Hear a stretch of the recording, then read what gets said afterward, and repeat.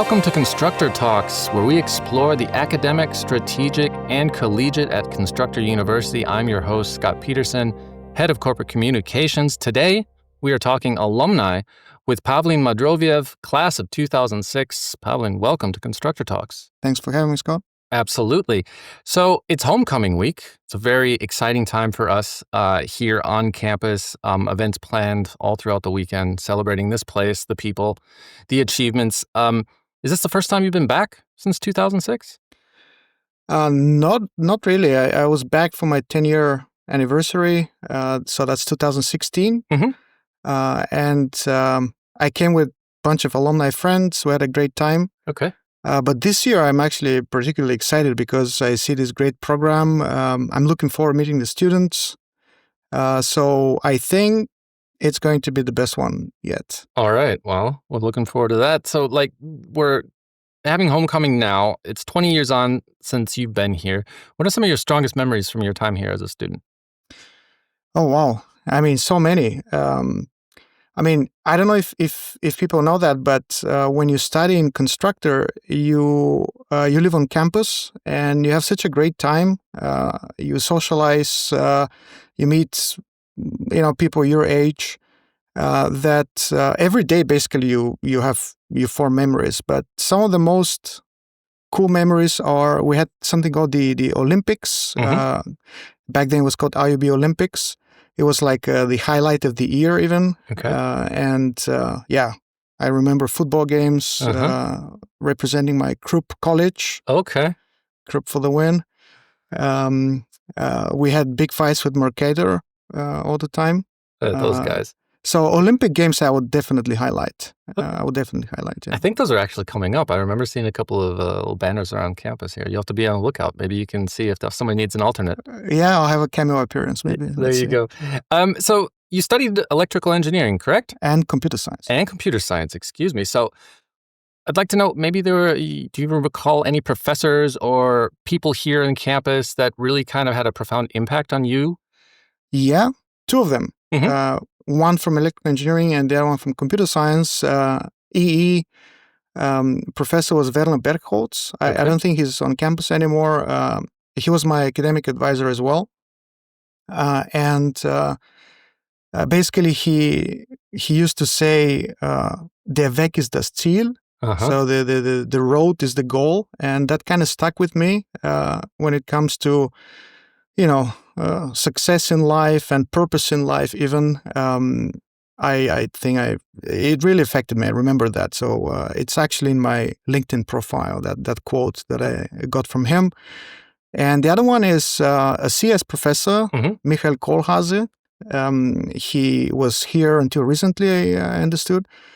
He was teaching abstract data types, abstract functions, everything's abstract, and this can get pretty confusing. Mm-hmm. CS majors would know that. So he used to say, stare at it until the pain goes away. Just stare at it until the pain goes away. Until you familiarize yourself with it and the concept becomes less foreign. It was basically recognition that there is pain, learning is painful, and mm-hmm. you have to just persevere. And that also stuck with me. It kind of resonated with maybe what I was thinking anyway, but he verbalized it in a very interesting way. And to me, that's particularly relevant today with all this Gen AI stuff that can give you shortcuts to many things that give you the illusion of learning. Mm-hmm. But I always know that, if it's painful, it's just a matter of time. And I've used this quote in interviews, actually, for job interviews where people ask me, you don't have the experience that we're looking for, but why should we hire you? And then basically I've rephrased this mm-hmm. In different forms. For instance, I'm just willing to put the time in. Yeah, exactly. And it's just a matter of time until I get the experience. So that stuck with me. So stare at it until the pain goes away. Exactly. Okay. Yeah. Put in the work. Yeah, there's no shortcut for hard work, that's for sure, no matter what you're doing. But today, you are doing something at a very exciting company, Zalando, which is an e-commerce behemoth here in Germany. I'm assuming that they're not only active in Germany, but I would say primarily the DACH region. Almost all countries in Europe, actually. Okay.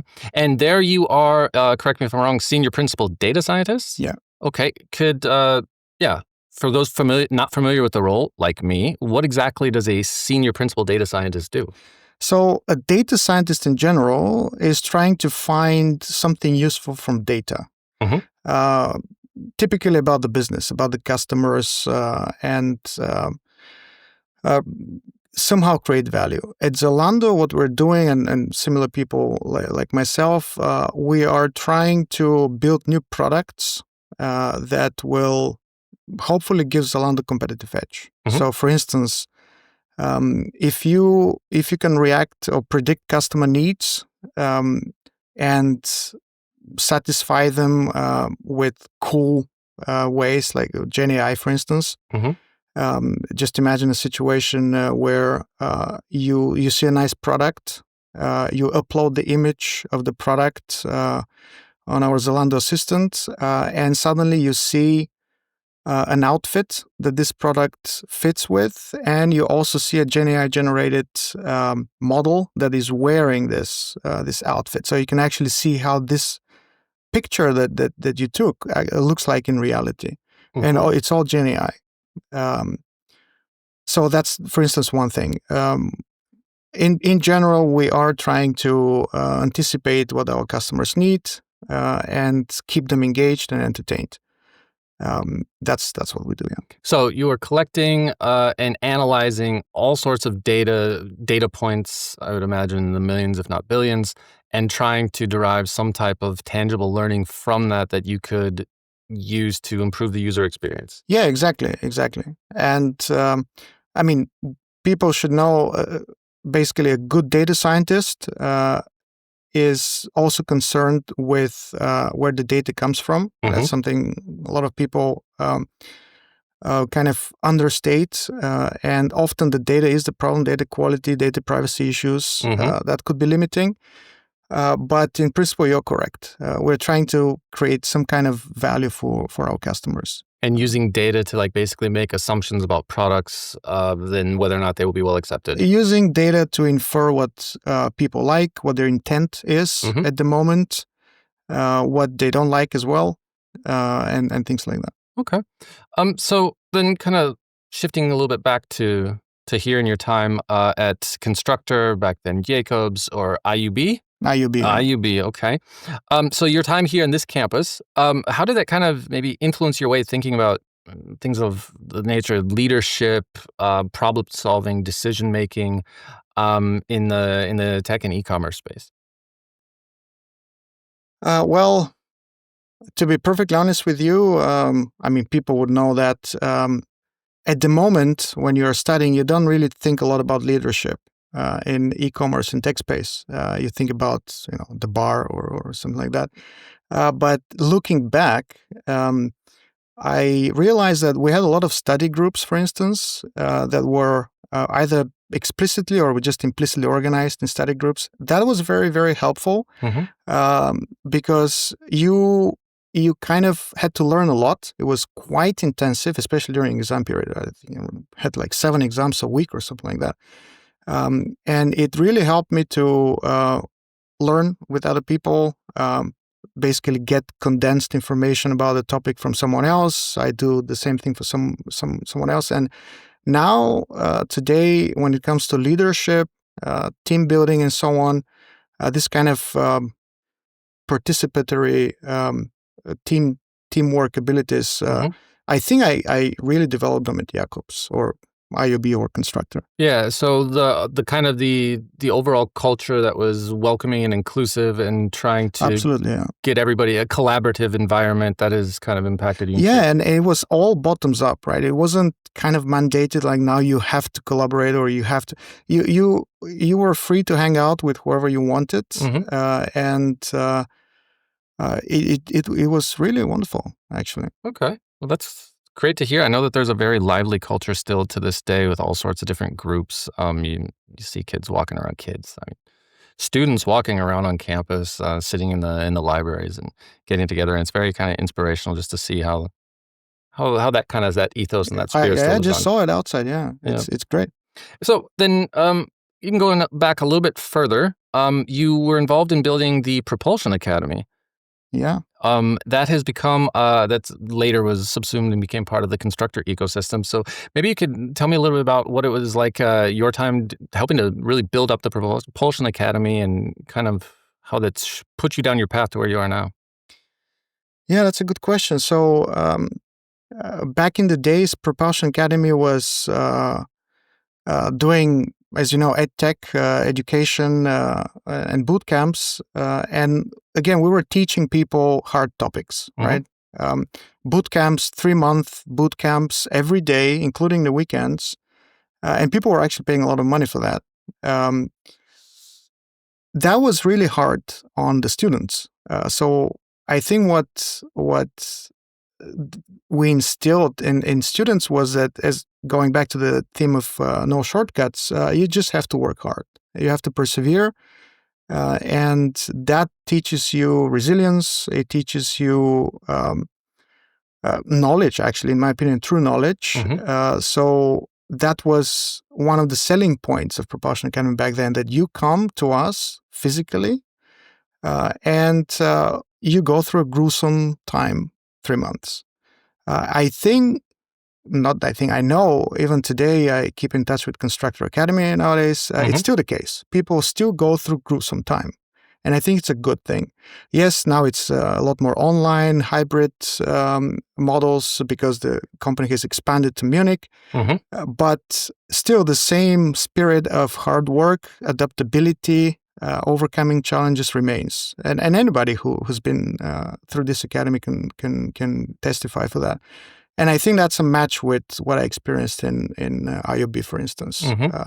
It was really hard at times, to the extent that Michael Kohlhase had to say that. And it's kind of a natural extension of this philosophy in both places. So that's kind of a nice, but that's how we build it. Yeah, by simply putting people through hard work, and you'd be surprised how many appreciate it. Sure. And I would imagine also that there was probably some difficulties at first really getting it off the ground, whether it was maybe some pushback or like, why is this so hard? Or maybe we need to kind of, make this a little bit sleeker and streamline it. Was there kind of a turning point that you recall, or some type of moment where you felt like, okay, we're really getting somewhere. This vision is really kind of coming to fruition? Yes. So one of the challenges we had was, especially the beginning, was basically finding jobs for students, because they go through a boot camp. A lot of them are extremely motivated. They want to slightly kind of position their career paths, and we wanted to find them jobs. That was the end goal, actually. It was very hard at the beginning because you had to convince the local market in Zurich, in Switzerland, that we have capable people. And actually, yes, on paper, they don't have multiple years of experience in this field, but they've been through proper training, right? And we know the proper training. That was difficult at the beginning. There was a turning point, and it just organically happened that suddenly people start to realize, okay, I mean, actually, we get good candidate pool from this place. Also, there's a lot more people working there. It was kind of a startup. Now it's kind of, everything is a bit upscaled. The reputation is there. So it took some time to kick it off, but there's now this self-enforcing dynamic of people knowing. Kind of a flywheel effect going on. Yeah. I think that kind of dovetails nicely with my final question, which is like, today, Constructor is kind of prides itself on this ecosystem mindset. So you're part of the Constructor University, you have connection to Constructor Tech, which would be the industrial, very kind of the company side, business side of things, the industry side of things, and then also Constructor Tech. So if you are an entrepreneur and you have an idea, that they try to give you basically the bona fides in advance, where you're connected to people who can help you in this space. And so maybe kind of get your take from your perspective. How do you think this type of approach is beneficial to students, better preparing them for the future? Maybe there's some instances in your career where you're like, I really would have liked this more specific help. Yeah. So I think, first of all, it teaches students and people in general adaptability. It teaches them to never be complacent and to just overcome whatever comes their way. Now, this ecosystem that you mentioned is really nicely, the way I see it, is a scaled up version of what was there before at Propulsion, which is you learn academic stuff, but then you try to build a product out of it, and hopefully monetize it if you can. In fact, we wanted to do that. Wanted to have something called Propulsion Labs back in the day, and this whole ecosystem approach is kind of scaled up versions of all of these components. I think it's really good for students to be exposed to everything, because you can't study in isolation. Again, Pavlin Mavrodiev, the professor you asked me at the beginning, he used to have a saying: theory without practice is useless, and practice without theory is dangerous. And the point he was trying to make is that they go together, right? They always have to go together. And academic excellence, entrepreneurship, they go together. In closing, is there anything that you would tell your younger self, a piece of advice right now that maybe it would also be applicable to students now? No, I mean, there are many things I'm telling myself not to do or to have done. Well, maybe a bit more on the light side. I wish I had explored more of Bremen, to be honest. When I lived here, you don't feel the need. You have to, because you have such a great time on campus. But Bremen is a beautiful city. And now that I explore it a bit more, I wish I had done that. Yeah, I wish I had done that. The second thing is, I'm pretty sure there are people on campus who have a hard time. It's very intense at times. I completely understand that.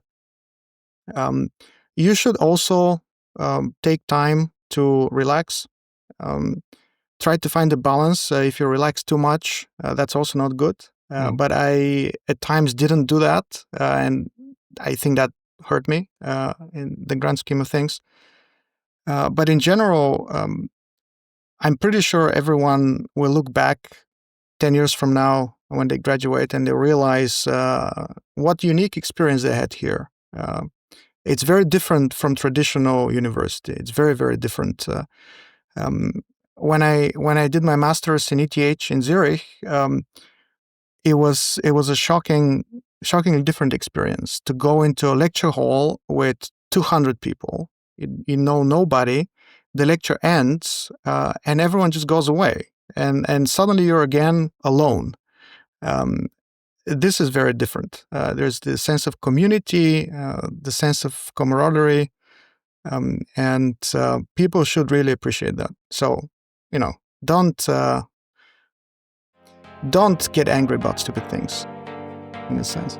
Pavlin Mavrodiev, class of 2006, thank you so much for taking the time and joining me here today on Constructor Talks.